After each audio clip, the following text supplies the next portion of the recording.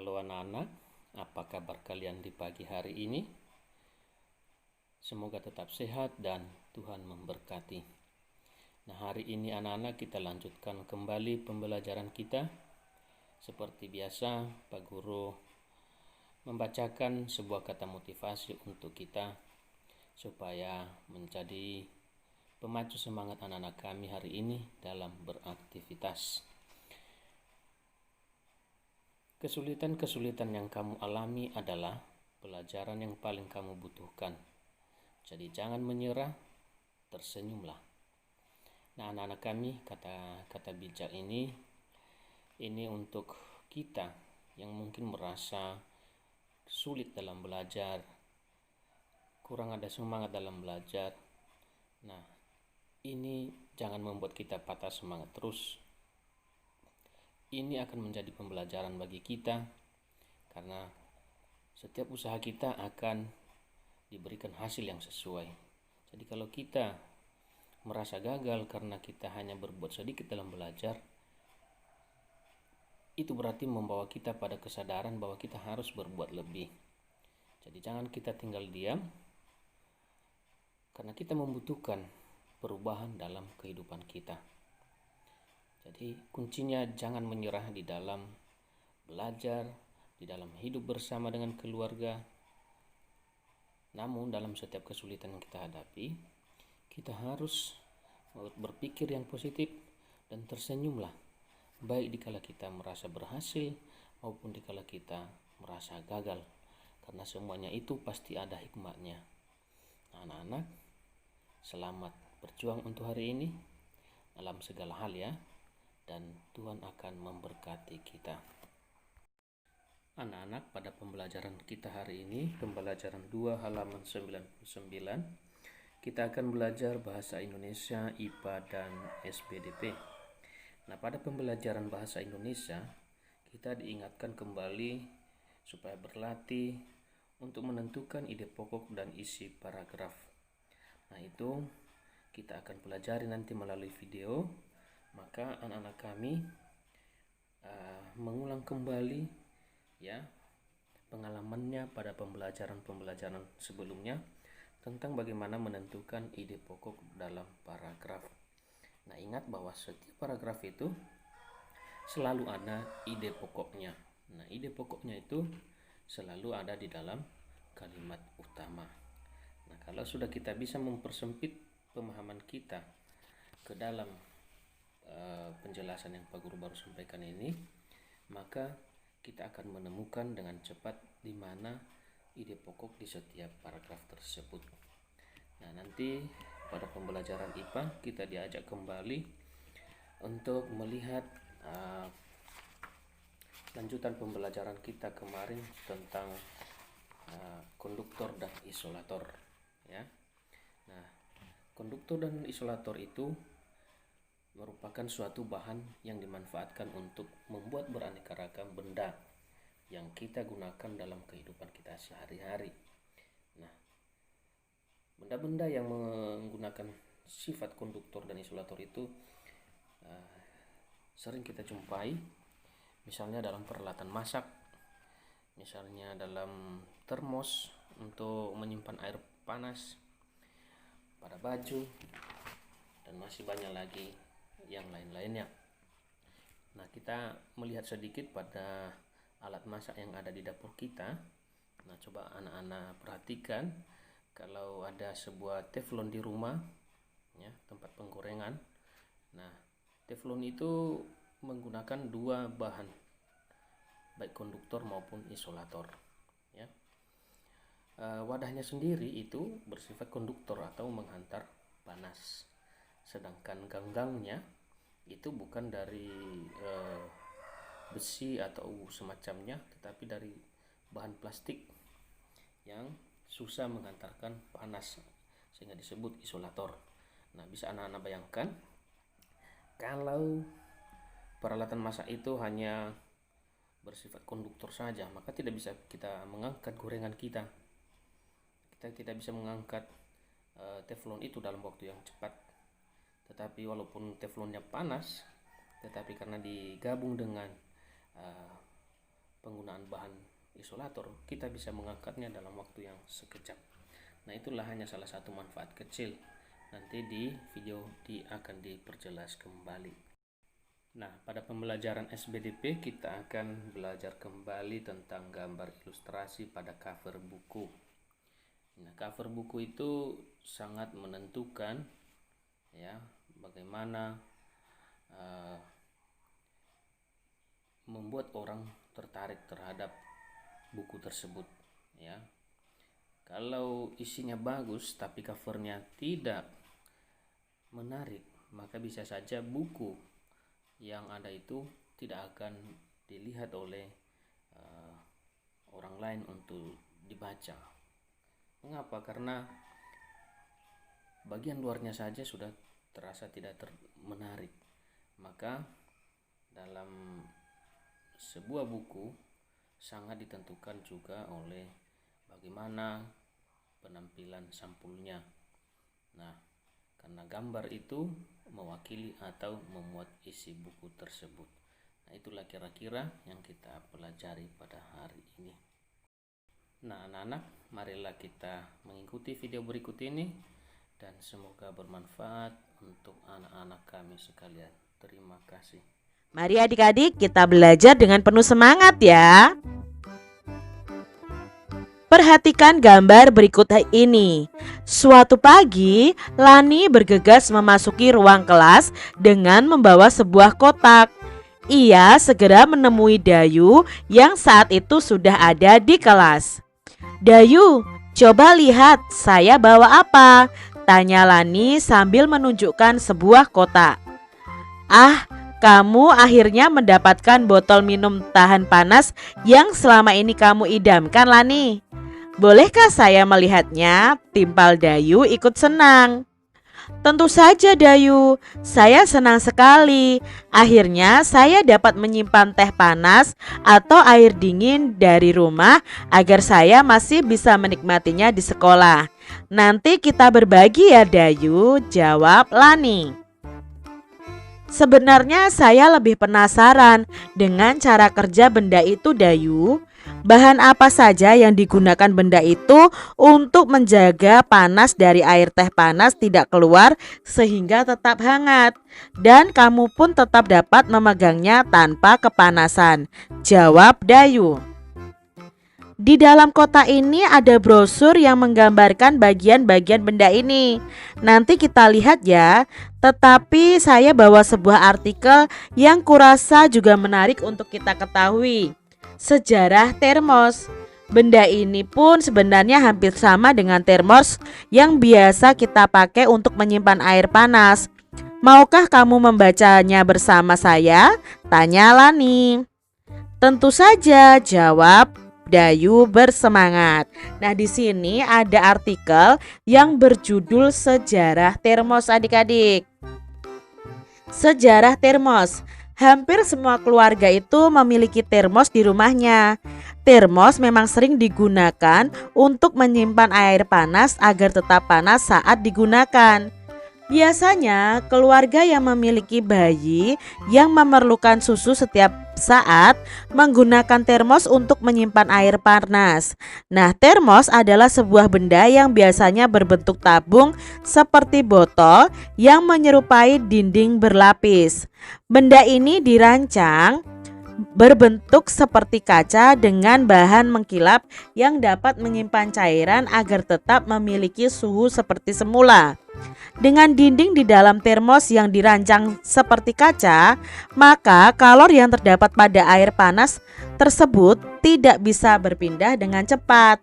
Panas yang dikeluarkan oleh air panas tadi dapat ditahan oleh dinding dalam termos yang terbuat dari bahan mengkilap ini, sehingga air panas di dalamnya akan tetap hangat hingga beberapa saat tergantung dari ketebalan dindingnya. Saat ini termos hanya digunakan untuk menyimpan air panas, tetapi juga untuk menyimpan air dingin agar tetap dingin. Nah, ini adik-adik, ini adalah gambar termos dan lapisannya. Nah, Sir James Dewar ini adalah penemu termos adik-adik. Kita lanjutkan ya. Pencipta termos pertama kali pada tahun 1902 adalah James Dewar. Penemuannya didorong oleh kebutuhannya untuk menjaga agar minuman bayinya tetap hangat. Tetapi saat itu untuk menjaga suhu minuman agar tetap hangat merupakan hal yang sulit yang dilakukan, terutama dalam kondisi cuaca yang dingin seperti di negara Eropa, adik-adik. Nah, karena kebutuhan inilah James Dewar menemukan cara membuat botol hampa udara. Nah, botol hampa udara ini merupakan wadah dari kaca berdinding ganda dengan ruangan di antara dindingnya dikosongkan dan ditutup rapat untuk mencegah agar panas tidak menjalar. Sementara dinding sebelah dalam botol tersebut dilapisi perak untuk mempertahankan panasnya. Botol hampa udara itulah yang kemudian menjadi cikal bakal lahirnya termos. Nah, botol hampa udara buatan James Dewar ini dan penutup bol buatan mertuanya sampai sekarang dapat dilihat di Museum Ilmu Pengetahuan di London. Nah, itu tadi adik-adik sejarah tentang termos. Jadi sekarang kalian menambah pengetahuan ya sejarah termos ini ya. Nah, berdasarkan bacaan tadi, kita akan bersama-sama menuliskan atau mencari tahu hal-hal penting yang ada di setiap paragrafnya. Nah, ini adalah hal-hal penting yang ada di setiap paragraf. Misalnya di paragraf 1, hal pentingnya adalah hampir semua keluarga itu memiliki termos di rumahnya. Termos adalah sebuah benda yang biasanya berbentuk tabung seperti botol yang menyerupai dinding berlapis. Nah, dengan dinding dalam termos yang dirancang seperti kaca, maka kalor yang terdapat pada air panas tersebut tidak bisa berpindah dengan cepat. Lalu di paragraf kedua, hal pentingnya apa? Nah, hal pentingnya di sini pencipta termos pertama kali pada tahun 1902 adalah James Dewar. Penemuannya ini didorong oleh kebutuhannya untuk menjaga agar minuman bayinya tetap hangat. Itu hal penting di paragraf kedua. Lalu hal penting yang ada di paragraf ketiga adalah James Dewar ini menemukan cara membuat botol hampa udara yang kemudian menjadi cikal bakal lahirnya termos. Dan hal penting yang berikutnya, botol hampa udara buatan James Dewar ini sekarang dapat dilihat di Museum Ilmu Pengetahuan di London. Nah, hampir semua keluarga, kesimpulannya di sini adik-adik, memiliki termos di rumahnya. Termos adalah sebuah benda yang biasanya berbentuk tabung seperti ini. Pencipta termos pertama kali pada tahun 1902 adalah James Dewar. Nah, James Dewar ini menemukan cara membuat botol hampa udara yang kemudian menjadi cikal bakal lahirnya termos. Botol hampa udara buatan James Dewar ini sekarang dapat dilihat di Museum Ilmu Pengetahuan di London. Itu tadi ringkasan atau kesimpulan dari bacaan tadi adik-adik. Nah, apakah fungsi sebuah termos? Termos itu digunakan untuk menyimpan air panas agar tetap panas saat digunakan. Lalu apa saja bahan yang digunakan untuk membuat termos pada masa itu? Bahan yang digunakan adalah botol hampa udara yang merupakan wadah dari kaca berdinding ganda dengan ruang di antara dindingnya itu dikosongkan dan ditutup rapat. Gambarlah bagian-bagian termos sesuai bacaan di atas tadi adik-adik. Nah, kalian bisa menggambarkan bagian-bagian termos itu seperti ini. Ini adalah tutup ya, tutupnya termos. Lalu ini ada dinding kaca ya. Ini dinding kaca yang dalam, lalu ini dinding luar kaca. Lalu ini adalah air yang kita isikan. Di sini ada ruang hampa udara. Lalu ini adalah dinding kaca lagi dan ini adalah karet penahan. Lalu di sini adalah lapisan luarnya adik-adik. Ini adalah bagian-bagian pada termos. Apa saja benda di sekitarmu yang menggunakan prinsip yang hampir sama dengan termos? Nah, benda-benda di sekitar kita yang prinsipnya hampir sama dengan termos itu ada kulkas, ada penanak nasi, oven ya, ini bukan oven, dan panci presto. Adik-adik, selain termos, tentu kamu pernah melihat benda-benda di sekitar kalian yang menggunakan bahan isolator dan konduktor dengan berbagai kegunaannya. Nah, kita akan belajar bersama-sama tentang bahan dari penggunaan konduktor dan isolator. Jadi penggunaan benda konduktor dan isolator. Nah, adik-adik, pada pembelajaran sebelumnya kita sudah tahu bahwa perpindahan panas itu ada 3 cara ya. Yang pertama ada konduksi, konveksi, dan radiasi. Ingat kembali apa yang dimaksud konduksi, konveksi, dan radiasi. Kalian bisa berpikir dengan teman-teman kalian mengulang apa arti dari konduksi, konveksi, dan radiasi. Nah, barang-barang dalam kehidupan sehari-hari itu banyak yang memanfaatkan sifat benda sebagai konduktor dan isolator. Nah, benda apakah itu? Nah, ini adalah contoh benda-benda yang memanfaatkan prinsip konduktor dan isolator. Selimut dan panci merupakan benda yang memanfaatkan sifat ini. Selimut merangkap udara ya, memperangkap aslinya adik-adik ya. Udara adalah isolator sehingga tidak menghantarkan panas yang keluar dari tubuh. Dengan demikian badanmu akan tetap terasa hangat saat kalian memakai selimut. Terbuat dari apakah panci? Nah, panci ini terbuat dari bahan logam, misalnya aluminium adik-adik. Aluminium merupakan penghantar panas yang baik. Jadi panci akan menghantarkan panasnya itu ke makanan yang dimasak. Pegangan panci biasanya itu terbuat dari plastik atau kayu ya, mungkin ya. Ada yang plastik ya adik-adik ya.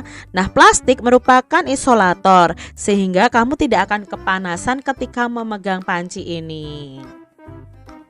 Mesin mobil dan motor itu juga terbuat dari bahan yang dapat menghantarkan panas. Mesin memerlukan panas untuk memperoleh kinerja mesin yang ideal. Karena itu mesin dibuat dari bahan konduktor sebagai penghantar panas. Dari uraian di atas kita jadi tahu nih adik-adik, mana bahan yang bersifat konduktor dan mana yang isolator.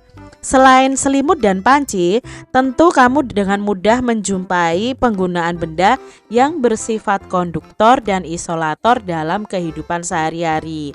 Misalnya pada setrika adik-adik, kalau yang bagian bawahnya itu bersifat konduktor karena menghantarkan panas, tapi bagian pegangannya itu bersifat isolator karena tidak bisa menghantarkan panas dengan baik.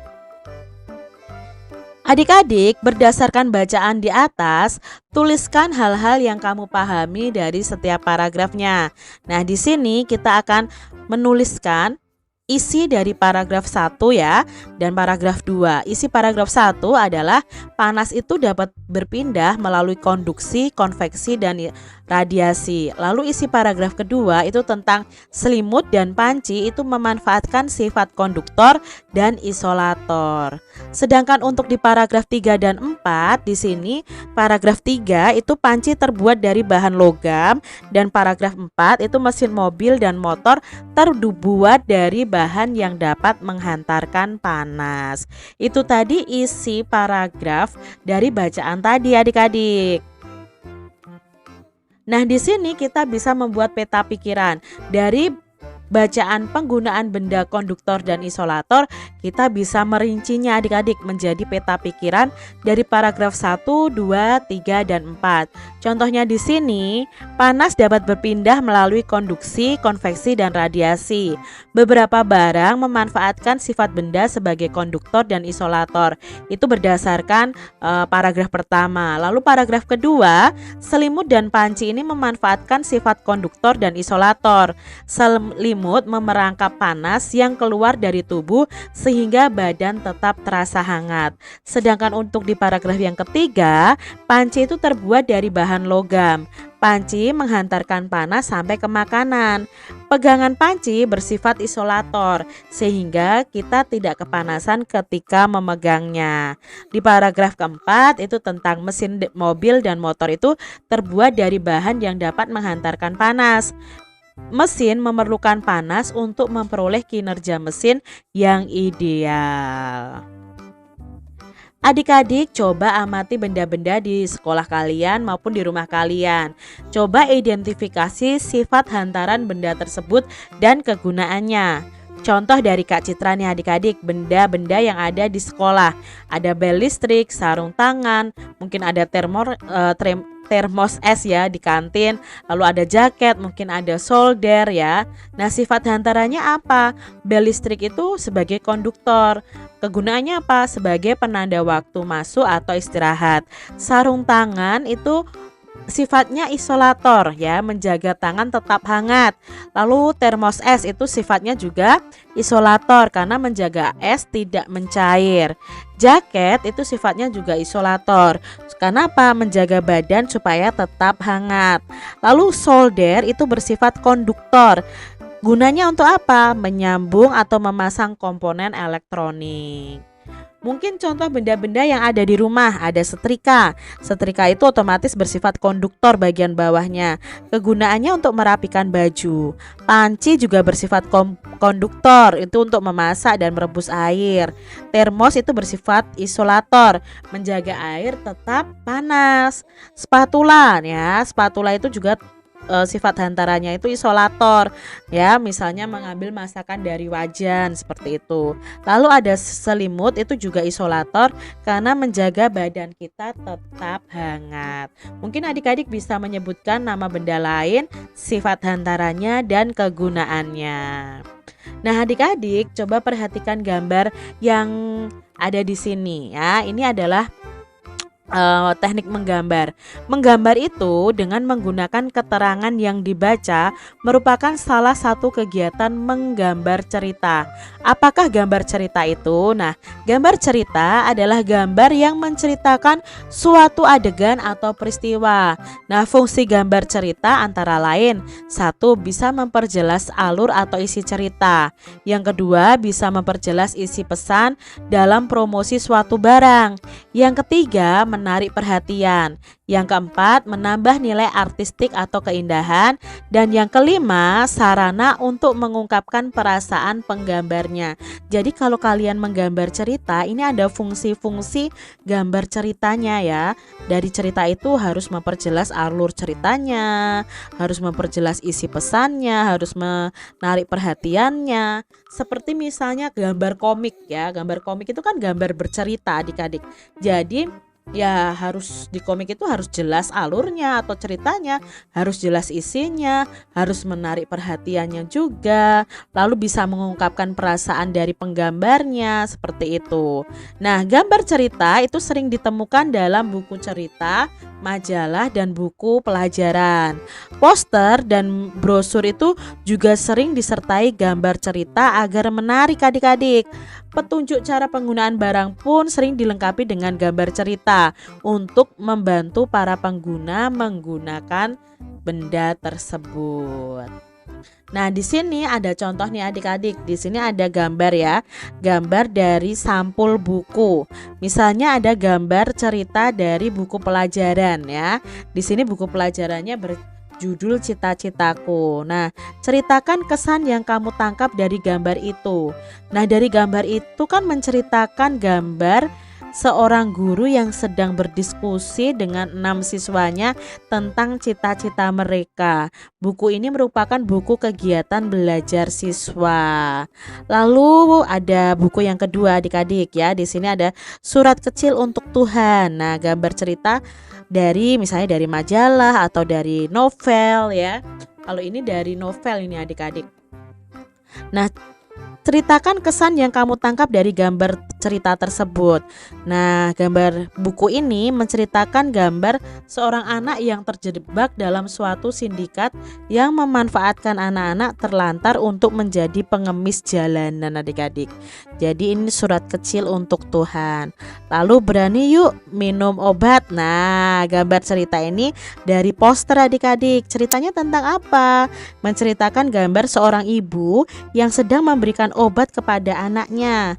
Setiap anak harus berani minum obat saat sakit ya adik-adik agar cepat sembuh. Demikian tadi adik-adik pembahasan kita di tema 6 subtema 3 pembelajaran yang kedua. Semoga video pembelajaran ini bermanfaat untuk adik-adik semuanya dan sampai jumpa lagi di video pembelajaran Kak Citra selanjutnya. Tuhan memberkati.